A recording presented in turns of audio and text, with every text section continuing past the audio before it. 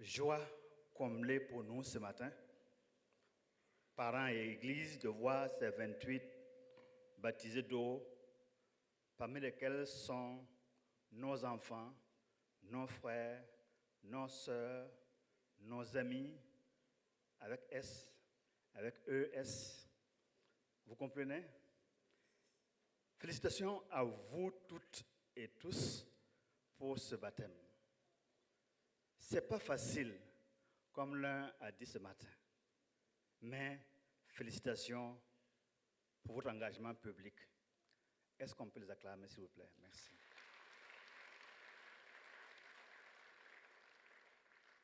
Notre texte de base se trouve dans Romains, chapitre 6, 2 à 14.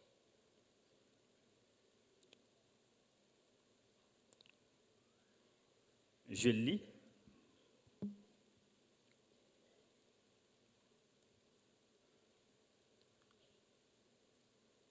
Nous qui sommes morts au péché, comment vivrons-nous encore dans le péché? Ignorez-vous que vous tous, nous tous qui avons été baptisés en Jésus-Christ, c'est en sa mort que nous avons été baptisés. Nous avons donc été ensevelis avec lui par le baptême en sa mort, afin que, comme Christ est ressuscité des morts par la gloire du Père, de même, nous aussi, nous marchions en nouveauté de vie. En effet, si nous sommes devenus une même plante avec lui, par la conformité à sa mort, nous le serons aussi par la conformité à sa résurrection, sachant que notre vieil homme a été crucifié avec lui, afin que le corps du péché fût détruit, pour que nous ne soyons plus esclaves du péché. Car celui qui est mort est libre du péché. Or, si nous sommes morts avec Christ, nous croyons que nous vivrons aussi avec lui, sachant que Christ, ressuscité des morts, ne meurt plus. La mort n'a plus de pouvoir sur lui, car il est mort, et c'est pour le péché qu'il est mort, une fois pour toutes, et il est revenu à la vie, et c'est pour Dieu qu'il vit. Ainsi, vous-même, regardez-vous comme mort au péché et comme vivant pour Dieu en Jésus-Christ. Que le péché ne règne donc point dans votre corps mortel et n'obéissez pas à ses convoitises. Ne livrez pas vos membres au péché comme des instruments d'iniquité, mais donnez-vous vous-même à Dieu comme étant vivants de mort que vous étiez, et offrez à Dieu vos membres comme des instruments de justice, car le péché n'aura point de pouvoir sur vous, puisque vous êtes non sous la loi, mais sous la grâce. Amen. Comme titre, je vous propose, après le baptême, nouveauté de vie. Après le baptême, marcher en nouveauté de vie. Depuis le baptême de Jean jusqu'à aujourd'hui, et comme le Seigneur Jésus-Christ l'a recommandé dans Matthieu 28, 19 à 20, l'Église observe le sacrement du baptême sous diverses formes et avec diverses significations. Certaines églises pratiquent le baptême des adultes, d'autres le baptême des enfants. Il y en a qui baptisent par immersion, d'autres par aspersion. Mais il y a des gens qui sont dans nos églises, qui se disent chrétiens et se croyant trop grands ou trop vieux ou trop importants pour passer par les eaux du baptême. Revoyez votre logiciel, votre théologie, ou suivez-moi et reparcourons les Écritures. Si vous êtes de ce nombre, écoutez ceci. Le déluge du temps de Noé n'était-il pas une préfiguration du baptême, déluge par lequel Dieu a sauvé Noé et sa famille d'un monde pécheur par le moyen des eaux, qui ont submergé toute la terre, selon 1 Pierre 3, 21. Le chef d'état-major de l'armée de Syrie, Naaman, le lépreux, n'a-t-il pas été sauvé de sa lèpre dans les eaux du Jourdain il allait vers Élisée avec son problème de lèpre, et sur les instructions du prophète rapportées par Géasi, son serviteur, Naaman, le CMGA de l'armée de Syrie, est retourné dans le Jourdain se plonger 7 fois. Et en le sortant, il fut guéri de sa lèpre. Rappelons-nous que le baptême d'eau est une recommandation du Seigneur Jésus-Christ dans Matthieu 28, 19, qui veut que chaque disciple, chaque chrétien, chaque converti prenne l'initiative de se faire baptiser. Vous voyez, le manque d'initiative nous fait tourner en rond. Nous ne prenons pas assez d'initiatives, des initiatives audacieuses. Nous avons peur de risquer. Nous sommes là à ne rien faire et nous ne faisons rien. Et nous ne nous baptisons pas aussi. Dans le Nouveau Testament, notamment dans les évangiles, même dans le livre des Actes des Apôtres, le schéma biblique se dessine comme ceci. Prêcher, faire des disciples, baptiser.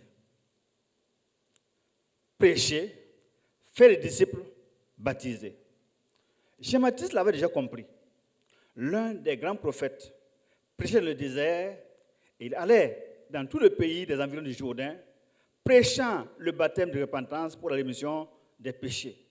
Et les gens venaient en foule pour être baptisés dans le Jourdain et il y a baptisé ses disciples et ses contemporains qui venaient vers lui sur le baptême de leurs péchés. Ils venaient des publicains, des gens de mauvaise vie, ils venaient des soldats se repentir et recevoir le baptême d'eau.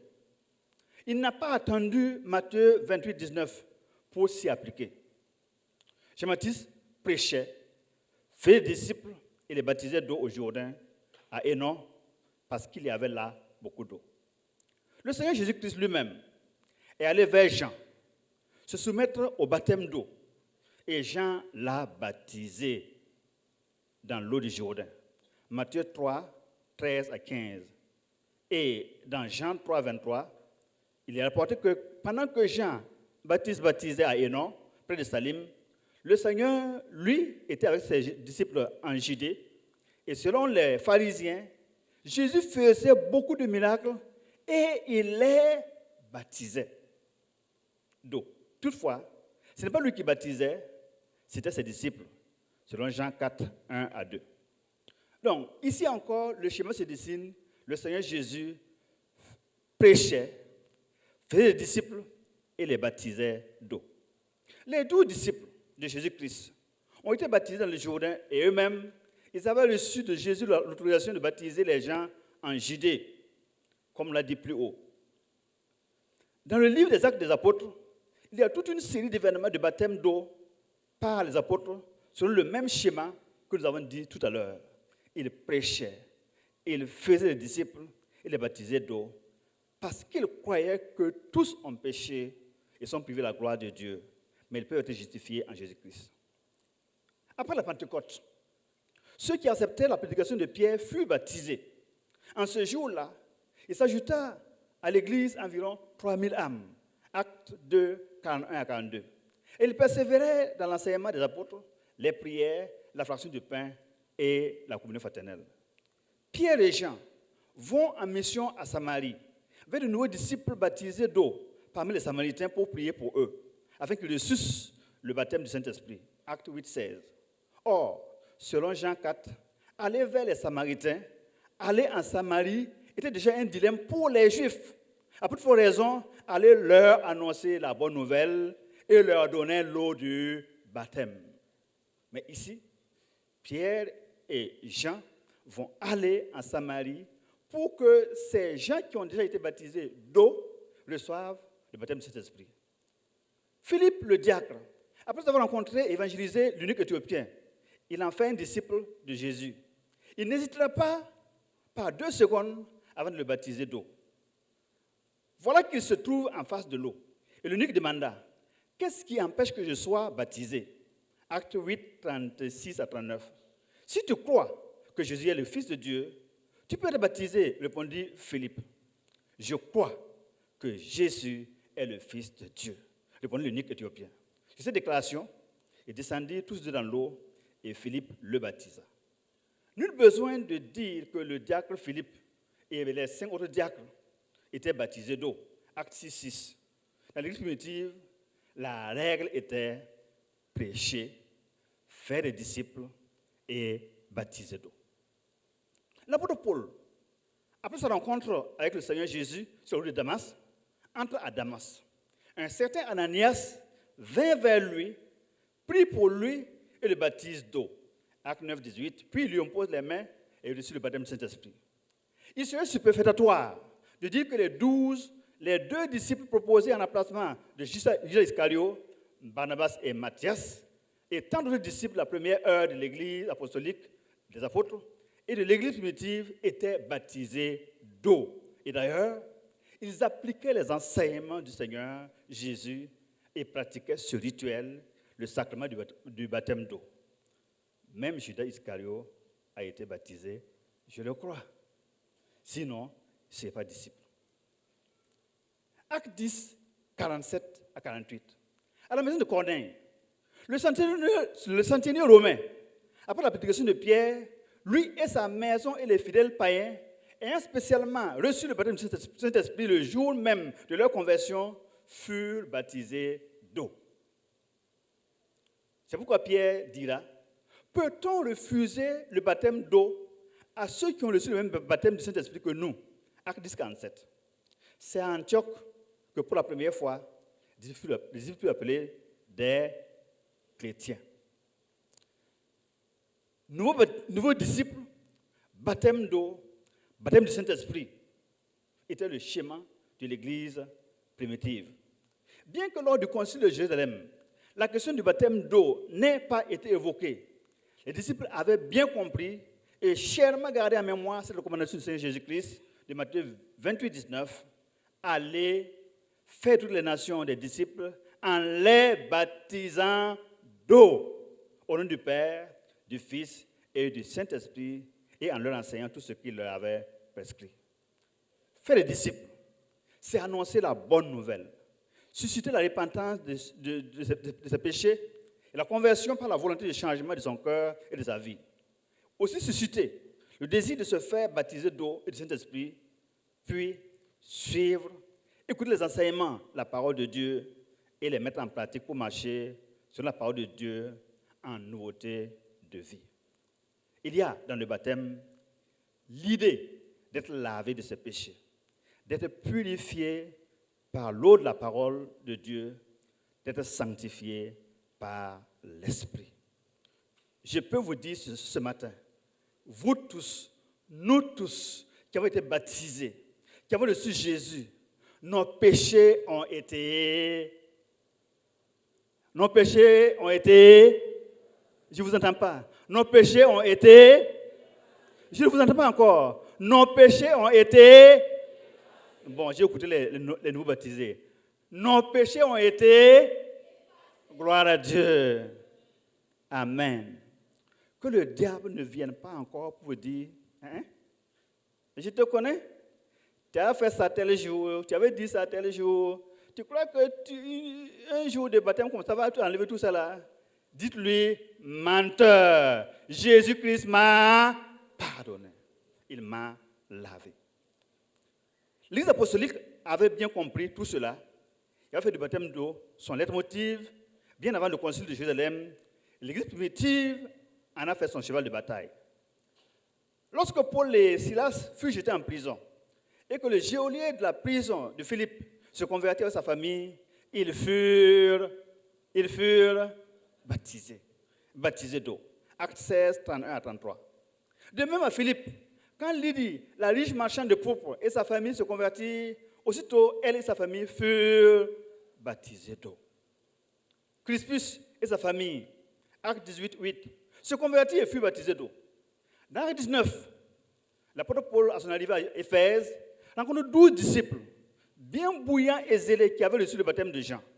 Après leur avoir fait comprendre qu'être disciple de Jésus, c'est aussi recevoir le baptême de Jésus, il les baptise au nom du Seigneur Jésus-Christ. Et quand il leur imposa la main, afin qu'ils reçussent le Saint-Esprit, ils se mirent tous à parler en langue et prophétiser.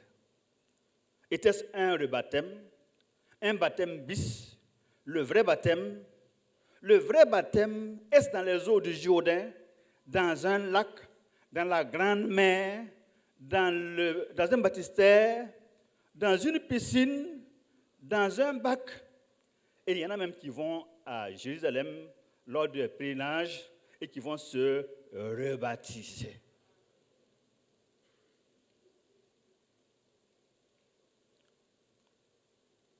Le schéma est classique. Nouveau disciple, baptême d'eau, baptême du Saint-Esprit. Et pendant 2 ans, l'apôtre Paul prit à part les disciples et les enseignant chaque jour ou chaque soir dans l'école d'un nommé Tyrannus, de sorte que tous ceux qui habitaient l'Asie, juifs et grecs, entendirent la parole du Seigneur. Et Dieu faisait des miracles extraordinaires par les mains de Paul, au point qu'on appliquait sur les malades des linges ou des mouchoirs ayant touché son corps, et les maladies les quittaient, et les esprits malins sortaient.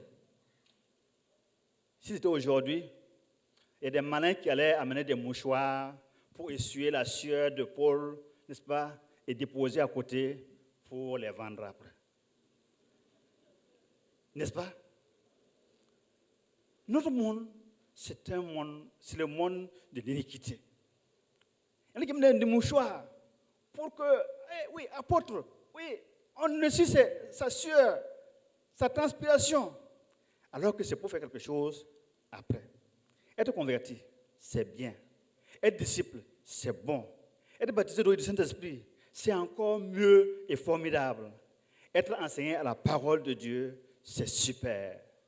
Et nous voulons inviter nos nouveaux baptisés à s'engager dans l'Église, à marcher en nouveauté de vie et à venir aux enseignements et participer aux réunions de la jeunesse si vous êtes jeune, aux réunions des femmes si vous êtes femme, aux réunions des hommes si vous êtes homme, et être membre de l'Église de Dieu en Jésus-Christ à l'Église centrale. Si tu crois de tout ton cœur, cela est possible. Et l'unique dit, je crois que Jésus-Christ est le Fils de Dieu. Et quiconque croit en lui est justifié de tout péché, de toutes les choses dont vous ne pouviez pas être justifié par la loi de Moïse. Acte 13, 39. Votre belle initiative de vous faire baptiser, cette belle initiative est à saluer. Et nous vous félicitons encore pour ce nouvel engagement public. Elle collabore avec les Écritures. Elle est en conformité avec la recommandation du Seigneur Jésus-Christ. Baptisez-les au nom du Père, au nom du Fils et du Saint-Esprit. Et enseignez-leur tout ce que je vous ai prescrit. Et tout cela est en conformité avec les pratiques dans l'Église apostolique, dans l'Église primitive. La foi vient de ce qu'on entend vient de la parole de Dieu. Vous avez entendu, vous avez cru et obéi à ce commandement. Que le Seigneur vous bénisse. Que le Seigneur bénisse vos familles. Que le Seigneur bénisse les parents qui ont poussé certains enfants et pour qu'ils se baptisent aujourd'hui. C'est une belle initiative. Vous avez prise pour vous sanctifier dans le Seigneur, pour le Seigneur, et devenir un vase d'honneur à votre Seigneur Jésus-Christ. C'est une belle décision.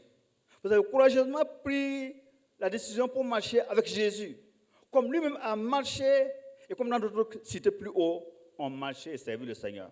Désormais, à nous qui avons entendu sa parole, et nous y avons cru et gardé ses paroles et ses commandements, nous sommes des enfants de Dieu. Et Christ nous appelle ses amis.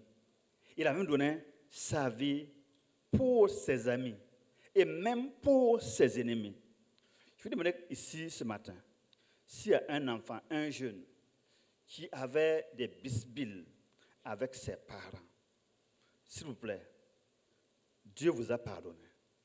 En partant à la maison, réconciliez-vous avec vos parents.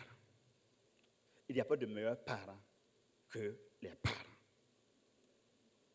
Je répète, il n'y a pas de meilleurs parents que vos parents.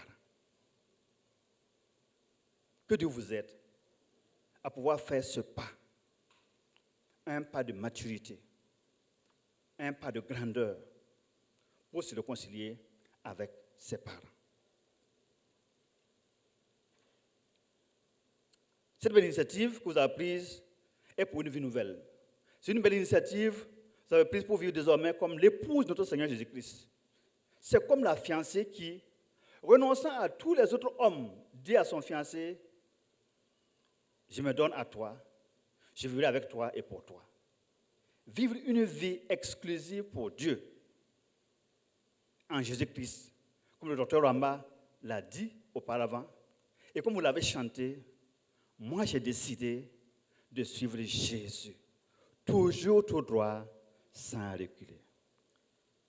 Quelqu'un rappelle, après le baptême, viendra les tentations. Vous n'êtes ni les premiers ni les derniers à être baptisés. Nous voulons aujourd'hui vous dire et vous rappeler les paroles du Seigneur Jésus-Christ dans Luc 23, 31. Car si l'on traite ainsi le bois vert, qu'arrive-t-il au bois sec?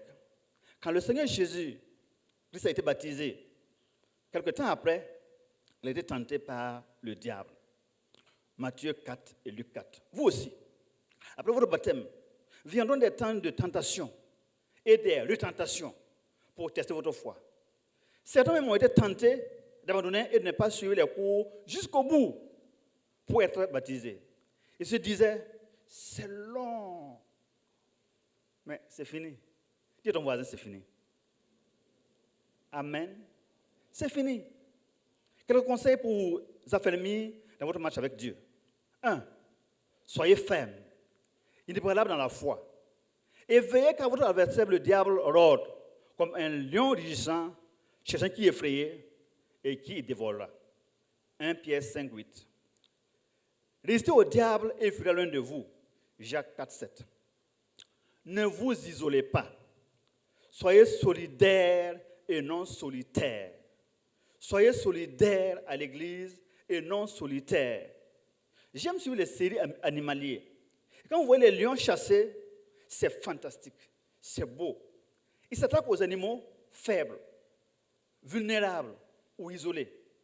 Ou bien, quand ils voient un gros buffle et ils veulent l'attaquer, ils viennent en grand nombre terroriser le buffle et l'écarter du troupeau de manière à l'isoler, cette belle cible, et après pour bondir sur elle. N'aimez pas entretenir une vie solitaire. Un chrétien solitaire est un chrétien en train de mourir. L'Église est faite pour vivre en communauté. Nous devons vivre en communauté. Et s'il y a des gens dans cette Église qui vivent tout seuls, tout solitaires, je voudrais dire à cette personne, lève-toi, rapproche-toi des pasteurs, viens dans les cellules, viens à la JAD, viens à l'ASC, viens et montre-toi comme membre du corps de Christ. Troisième conseil, comme Christ a aimé l'Église, vous aussi aimez le Christ, votre vie est en Christ. Aimez votre Seigneur, aimez les frères et les sœurs, aimez tout le monde. Quatrièmement, chers frères, chères sœurs, selon 1 Corinthiens 15, 33, faites très attention. Vous avez quitté le monde et le Seigneur vous rappelle, les mauvaises compagnies corrompent les bonnes mœurs. Et ceux qui s'isolent, qui se cachent loin des frères et des sœurs, cachent quelque chose. Remarquez les chrétiens qui se cachent. Ils cachent quelque chose. Ils cachent leurs défauts. Les mousses disent, il faut s'approcher de la tortue pour savoir qu'elle... Et malheureusement, il y en a qui savent bien quel est leur problème, mais qui ne veulent pas que les gens s'en approchent pour le savoir. Mais ce problème peut être résolu en Jésus-Christ. Dieu peut te changer. Dieu veut te changer. Vous appartenez à une grande famille, ne vous isolez pas. C'est un piège de la vie que de voir vivre tout seul. Vous appartenez au corps de Christ, une grande famille de frères et de sœurs. Vous appartenez au peuple de Dieu. Vous êtes désormais citoyens d'une nation sainte, selon 1 Pierre 2, 9 à 10. Cinquièmement, Ne bradez pas votre vie de sanctification pour un plat de haricots ou un plaisir passager comme Ésaü qui a vendu un jour son droit de naissance pour un plat de lentilles. Il l'a mangé, il l'a savouré et il l'a regretté. Il a voulu plus tard le récupérer, mais c'était gâté. Vous, au contraire, vous êtes une nation sainte, un peuple acquis, une race élue, un sacerdoce royal. Ce matin, je voudrais synthétiser et m'arrêter ici. Les études diachroniques et synchroniques du baptême dans la Bible, de même que les études comparées des passages sur le baptême, nous rapportent le même schéma. Le baptême vient après la conversion, la repentance, la prédication de la parole de Dieu fait des conversions, des disciples, le baptême d'eau. S'il y a quelqu'un qui a toutes les raisons pour lesquelles elle ne s'est pas encore baptisée, je crois que la parole de Dieu est bien claire. Mon frère et ma soeur, dès la fin de ce culte, viens t'inscrire pour le prochain baptême. Et si tu es prêt, tout de suite, pasteur Youssouf de venir te rebaptiser. Te baptiser. Gloire à Dieu. Nous en avons des frères et des sœurs qui sont là, qui ont leur logique, leur logiciel, mais ça ne tient pas la route. Que ça nous aide à pouvoir vivre une vie à la gloire de Dieu. Il est dit, on vous plonge dans l'eau, et puis on vous pose la question, tu as vu Jésus?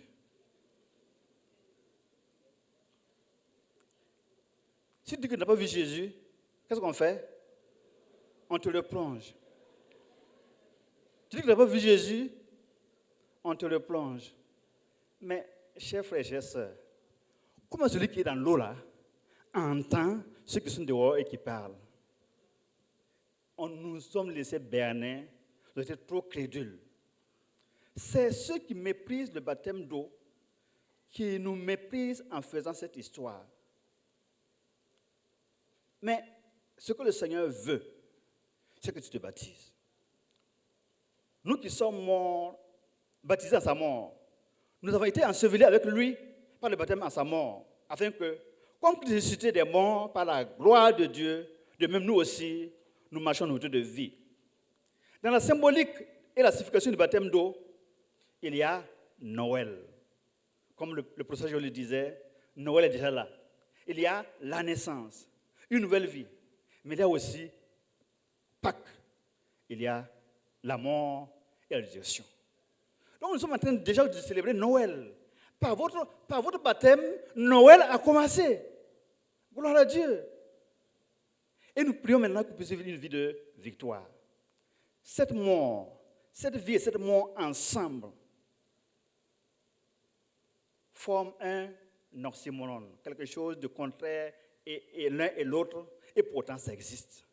Nous sommes morts dans nos péchés et nous vivons par notre direction en Christ. Nous vous baptisez par ce rituel, traduit un acte qui est passé de la mort à la vie. 1 Pierre 3, 21. Le sens du baptême d'eau, c'est aussi que Dieu est en nous et nous sommes en Dieu. Christ est en nous et nous sommes en Christ. Demeurez dans le Seigneur. Demeurons dans le Seigneur. Pour terminer, c'est de Christ, par Christ et en Christ que nous sommes. Et nous sommes ce que nous sommes. Nous sommes devenus une nouvelle création. 1 Corinthiens 5, 17. Par sa mort et sa résurrection, les choses anciennes sont passées, toutes choses sont devenues nouvelles. Toutes choses deviennent nouvelles. L'immersion dans l'eau, c'est mourir avec Christ, mourir au péché. Et ressortir de l'eau, c'est revivre avec Christ, ressusciter avec Christ, vivre en Christ et pour Christ. Ainsi, chers frères et sœurs, regardez-vous désormais, vous-même, comme morts au péché et comme vivants pour Dieu en Jésus-Christ. Et que le péché ne règne point dans votre corps mortel et n'obéissez pas à ses convoitises. Marchez dans le Seigneur. Marchez dans la victoire. Au nom de Jésus-Christ.